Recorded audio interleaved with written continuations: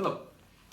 In this video, I would like to talk about Pathfinders by Cecil Lewis, which is a book by the Imperial War Museum Classics.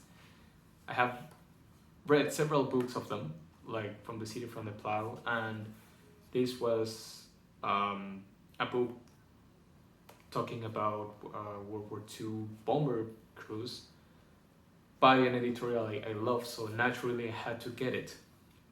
Cecil Lewis is a pilot from England. He flew for the Royal Flying Corps on World War One, and during World War Two he flew for the Royal Air Force. He was an instructor pilot, as well as a heavy fighter and a bomber pilot, if I'm not mistaken. I didn't get much information about him, but he was a pilot nonetheless.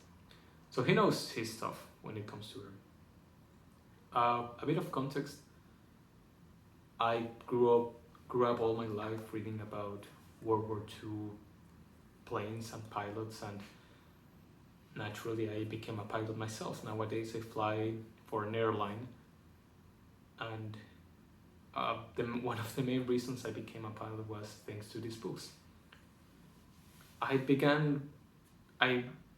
started reading this book thinking that I would get such stories like Enemy Goes Ahead by Guy Gibson, where it's an action-packed story that follows real life pilots and their memoirs, describing how it was to fly a Lancaster or a Wellington or a Bellfighter into enemy territory, avoiding flying low level, fighting the winds and going into the night. Such heroic stories I really enjoy. However, this book is not such the case. It's a novel for once. It's not a memoir. And the book begins by setting a tone, describing the crew of a plane called P for Pathfinder, a Wellington bomber. And they are the Pathfinders. They are the best crew members of the Royal Air Force, which their role is to lead the main force into enemy country and light up the target with flares and incendiaries so the main bomber force can bomb there. So they are the best at what they do, because it's their responsibility to drive the rest of the bomber force. So they have to be really good navigators, really good radio operators. They have to stay alive with their gunners, and a really good pilot. So it begins by describing how they are preparing in the briefing room, how they feel, how the muscles tense up before takeoff, and how they start the aircraft. And you can tell that the author was a pilot, because I don't think you can imagine like all the minute details that goes into flying an aircraft like he does. He describes how the little gyro, your instruments, start to bubble about when you are taxiing in a rough taxiway, or how when you look outside your window preparing for takeoff, you can see the end of the runway lights start to dim as haze starts to approach, and how your stomach starts to clench before a takeoff, that you are nevertheless nervous. So if you're into flying, if you're into aviation, I definitely recommend this book. However,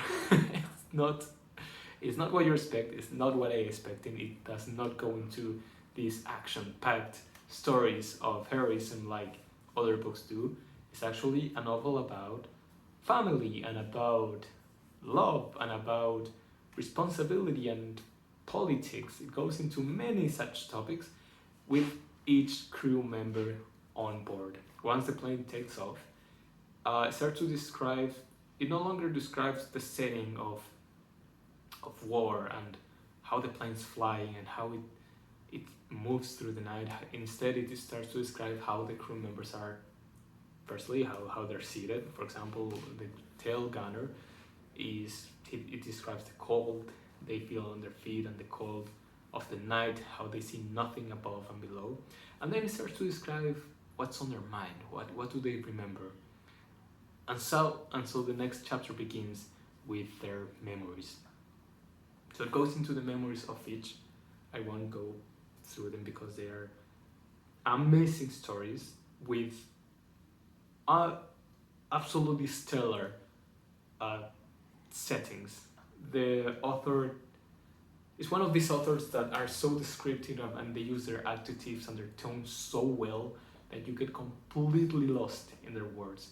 Whatever the author wants you to feel, you do. You feel sad, you feel happy, you feel a really warm feeling of home at sometimes when you don't even know these places. The way he describes the North Canada feels for the pioneers, I could feel the freshness of the wild, and the way he describes this huge forest with clean water and a land of opportunity. You feel just like the character does, a land of opportunity. So in a literally way, it does an amazing job at writing this book. So yeah, I had a moment of surprise, and to be honest, at first I had a moment of disappointment when I didn't get these stories of flying, and instead it goes into the personal lives of each character. But then I kept reading and I fell in love with these characters. I genuinely feel for what they went through. No two stories are similar, and it goes much into detail of how they got to be seated in that aircraft that particular night.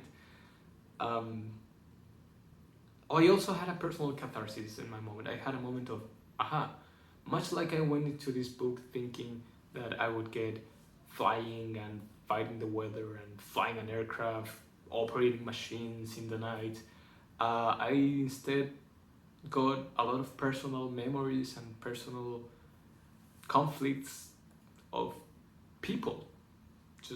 This book is about people. It's not about planes. It's not about the wars. It's about people. And I remember as I was finishing one of these chapters during a flight. Yes, we read in long flights. Big surprise. I went out there. We landed. We had our debrief, and then I saw one of my best friends from flight school in the airport as well. He was also flying, and then I saw an instructor of mine the next day. And I flew with a cabin crew girl who we really became friends with whom I really became friends with. So I joined the airline also expecting flying and operating machines and whatnot, but I got also, apart from that, really good people to meet, and I forged really nice relationships with them.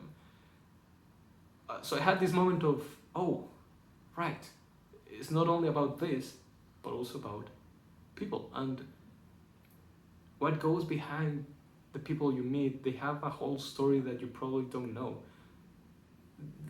During most of this book, the crew members are quietly sitting in their aircraft, just reminiscing of their home, their loved ones, their mothers, their deceased loved ones, and they don't say a word about that, but they're fighting battles inside their minds that the others probably don't know.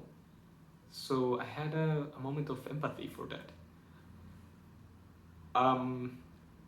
The book also, the way it switches from one chapter to another is really interesting as well. For example, one of my favorite chapters is about Novi Bly, which is one of the gunners of the aircraft. He has a wife called Sally who has leukemia, and their love story is as heartwarming as it is heartbreaking, and he's lost in thought, thinking what will he do to get his loved one better, to feel better, and suddenly he's awakened by the captain needing a new command, or him to go into the front bomber's bay.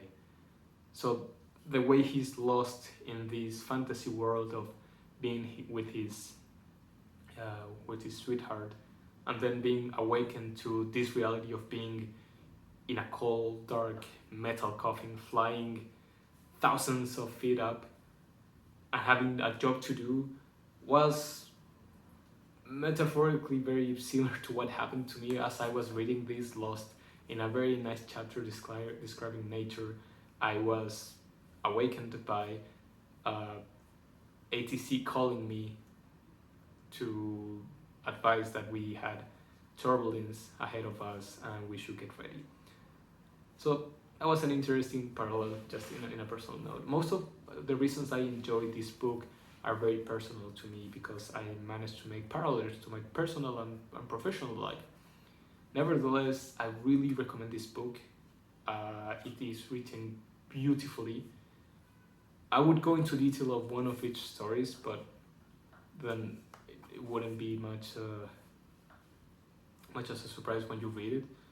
But what can I say is that is an amazing book written by a real pilot, so you can really feel the details of what goes into flying in this book. And yeah, I definitely love this. I cannot stop talking about this, but I don't want to make this video too long. I love this book. Please go read it, and yeah.